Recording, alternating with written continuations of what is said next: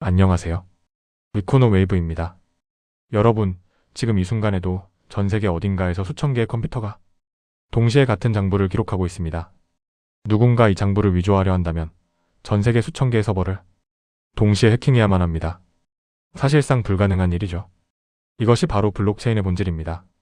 오늘부터 3부에 걸쳐 우리는 블록체인이라는 기술이 어떻게 탄생했고 어떻게 진화했으며 지금 이 순간 세계 경제를 어떻게 재편하고 있는지를 깊이 있게 살펴보겠습니다. 오늘은 블록체인의 탄생과 진화를 이야기합니다. 블록체인의 역사는 많은 분들이 생각하는 것보다 훨씬 오래전으로 거슬러 올라갑니다. 1991년 스튜어트 하버와 스콧 스토르네타라는 두 명의 암호학자가 하나의 논문을 발표합니다. 제목은 디지털 문서의 타임스탬프를 조작 불가능하게 만드는 방법이었습니다. 이들의 핵심 아이디어는 단순했습니다. 문서들을 체인처럼 연결하고 각 문서에 이전 문서의 암호화 서명을 포함시키면 그 어떤 문서도 소급해서 변조할 수 없다는 것이었습니다. 이것이 오늘날 블록체인이라는 기술의 원형입니다. 하지만 이 아이디어는 17년 동안 학계에서만 맴돌다가 2008년 글로벌 금융위기와 함께 완전히 새로운 국면을 맞이합니다. 2008년 9월 15일 리먼 브라더스가 파산합니다. 158년 역사의 미국 사위투자은행이 하룻밤 사이에 무너졌습니다.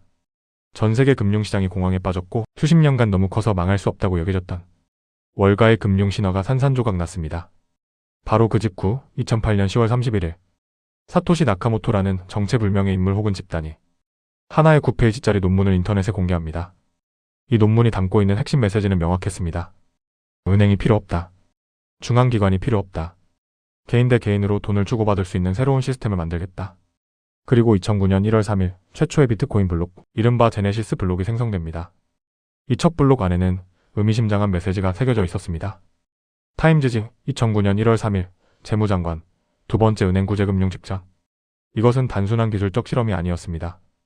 기존 금융 시스템에 대한 선전포고였습니다. 그렇다면 비트코인이 해결한 근본적인 문제는 무엇이었을까요? 바로 이중지불 문제입니다. 디지털 파일은 복사가 가능합니다. 사진 파일 하나를 복사해서 1000명에게 보낼 수 있듯이 디지털 화폐도 이론적으로는 복사할 수 있습니다. 내가 가진 디지털 화폐 하나를 2명에게 동시에 보낼 수 있다면 그것은 화폐로서 기능할 수 없죠. 기존의 해결책은 믿을 수 있는 제3자, 즉 은행이 모든 거래를 중앙에서 기록하고 검증하는 방식이었습니다. 하지만 이것은 필연적으로 수수료와 시간 지연 그리고 중앙기관에 대한 신뢰라는 문제를 낳습니다. 비트코인은 이 문제를 완전히 다른 방식으로 해결했습니다. 신뢰할 수 있는 제3자 대신 수천 명의 참여자가 모두 같은 장부를 갖고 있는 분산 원장 방식을 택했습니다. 그리고 이 장부를 업데이트하기 위해 작업증명이라는 합의 메커니즘을 도입했습니다. 컴퓨터들이 어려운 수학 문제를 가장 먼저 풀면 새로운 블록을 장부에 추가하고 비트코인을 보상으로 받는 구조입니다. 이것이 바로 우리가 알고 있는 채굴입니다. 비트코인의 공급량은 2100만 개로 영구히 고정되어 있습니다. 그리고 2026년 3월 역사적 이정표가 세워졌습니다. 드디어 2000만 번째 비트코인이 채굴되었습니다. 전체의 95.2%가 이미 세상에 나온 것입니다. 남은 100만 개는 앞으로 약 114년에 걸쳐 천천히 채굴될 예정입니다. 비트코인은 인류 역사상 처음으로 중앙기관 없이도 가치를 전송할 수 있다는 것을 증명했습니다. 이것이 바로 블록체인 1.0의 위대한 업적입니다.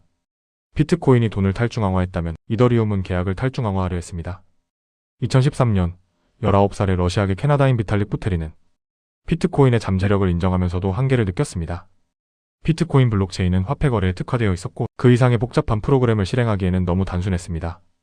그는 2014년 이더리움 백서를 발표하고 2015년 이더리움을 세상에 선보였습니다. 이더리움의 핵심 역시는 스마트 컨트랙트였습니다. 스마트 컨트랙트란 무엇인가요? 간단히 말하면 조건이 충족되면 자동으로 실행되는 계약 코드입니다. 예를 들어보겠습니다. 여러분이 아파트 임대 계약을 한다고 가정해봅시다. 전통적인 방식이라면 공인중개사, 법무사, 은행 등 수많은 중개자가 개입하고 며칠에서 몇 주의 시간이 걸립니다. 하지만 스마트 컨트랙트를 이용하면 임차인이 매달 1일 임대료를 입금하면 자동으로 문이 열리고 임대 기간이 끝나면 보증금이 자동으로 반환된다. 이 모든 과정이 코드로 작성되어 블록체인 위에서 자동 실행됩니다. 중개자가 필요 없고 신뢰가 필요 없습니다. 코드가 계약을 이행하기 때문입니다. 이것이 블록체인 2.0의 핵심이었습니다. 2017년 이더리움 위에서 첫 번째 거대한 실험이 시작되었습니다. 바로 ICO 붐입니다. 수백 개의 프로젝트가 이더리움 기반 토큰을 발행하며 수십억 달러를 모았고 많은 사람들이 열광했습니다. 하지만 대부분의 프로젝트가 사기나 실패로 끝났고 2018년 암호화폐 시장은 태풍락을 겪었습니다. 그러나 이 과정에서 무언가 중요한 것이 태동하고 있었습니다. 2020년 디파이 서머가 찾아왔습니다. 탈중앙화 금융, 즉 DFI가 폭발적으로 성장한 것입니다. DFI는 은행 없이 대출을, 거래소 없이 환전을, 보험사 없이 보험을 제공하는 것을 목표로 했습니다. 핵심 개념들을 살펴보겠습니다. 첫째, AMM 자동화된 시장 조성자입니다. 유니스왑으로 대표되는 이 기술은 기존의 주문서 방식 없이도 알고리즘이 자동으로 가격을 결정하며 두 종류의 토큰을 교환할 수 있게 해줍니다. 둘째, 유동성 마이닝과 이자의 농사입니다. 자신의 자산을 DFI 프로토콜에 예치하면 토큰 보상을 받는 방식으로 연 수백 %의 수익률이 나타나기도 했습니다. 셋째, 플래시론입니다. 담보 없이 수백만 달러를 빌려서 하나의 트랜잭션 안에서 차익 거래를 하고 갚는 것이 가능해졌습니다. 기존 금융 상식으로는 이해할 수 없는 개념이었습니다. 2020년 말 DFI 묶인 자산이 10억 달러를 돌파했습니다. 2021년 11월에는 무려 2,500억 달러까지 치솟았습니다. 하지만 2022년 DFI는 거대한 시련을 맞이합니다. 루나 마이너 스테라 사태, 셀시우스 파산, FTX 붕괴, 수천억 달러의 자산이 하루아침에 사라졌습니다. 그러나 역설적으로 이 붕괴는 블록체인 생태계를 더 강하게 만들었습니다. 가짜 프로젝트들이 걸러지고 진짜 기술과 진짜 사용 사례만이 살아남았습니다. 현재 DFI 대출 프로토콜의 총 TVL은 약 780억 달러로 시장은 투기에서 실용으로 성숙해가고 있습니다. 2021년 또 하나의 혁명이 찾아왔습니다. NFT 즉 대체 불가능 토큰의 폭발입니다. 디지털 아티스트 비플의 작품이 크리스티 경매에서 6,900만 달러에 낙찰되었습니다. NBA 하이라이트 클립 하나가 20만 달러에 팔렸습니다. 트위터 창업자 잭 도시의 첫 트윗이 290만 달러에 거래되었습니다. 이 모든 것의 공통점은 NFT였습니다. NFT는 디지털 자산의 유일성을 부여합니다. 인터넷에서 이미지 파일은 무한히 복사할 수 있지만 블록체인에 기록된 원본 소유권은 단 하나뿐입니다. 이것이 NFT의 핵심 가치입니다. 물론 2022년 NFT 시장도 큰 폭으로 냉각되었습니다. 하지만 그 과정에서 NFT는 단순한 디지털 아트를 넘어 진화하기 시작했습니다. 게임 아이템 소유권, 음악 로열티 행사 티켓, 학위 증명서, 의료 기록. NFT의 진짜 가치는 투기가 아니라 디지털 소유권과 진위 확인에 있었습니다. 그리고 이 모든 흐름이 하나로 합쳐지며 웹3라는 새로운 패러다임이 등장했습니다. 웹1이 읽기 전용의 인터넷이었다면 웹2는 소셜미디어로 대표되는 참여형 인터넷이었습니다. 하지만 웹2에서는 구글, 메타, 아마존 같은 거대 플랫폼이 우리의 데이터를 소유하고 우리는 그들의 고객이 아닌 데이터를 파는 상품이 되었습니다. 웹3는 이에 대한 저항입니다. 블록체인을 통해 사용자가 자신의 데이터, 자산, 디지털 정체성을 직접 소유하고 통제하는 인터넷. 그것이 웹3가 추구하는 미래입니다. 2022년 9월 15일 이더리움 역사상 가장 중요한 업그레이드가 단행됩니다. 바로 더 머지 작업증명에서 지분증명으로의 전환입니다. 비트코인의 작업증명 방식은 어마어마한 전력을 소비합니다. 비트코인 네트워크 하나가 소비하는 에너지가 소규모 국가의 연간 전력 소비량과 맞먹는다는 연구 결과도 있습니다. 이에 반해 이더리움이 채택한 지분증명 방식은 대량의 ETH를 예치한 검증자들이 무작위로 선택되어 블록을 생성하고 검증하는 방식입니다. 에너지 소비량이 작업 증명에 비해 99.95% 감소했습니다. 이 업그레이드는 단순한 기술적 변화를 넘어 이더리움의 위상을 근본적으로 바꿨습니다.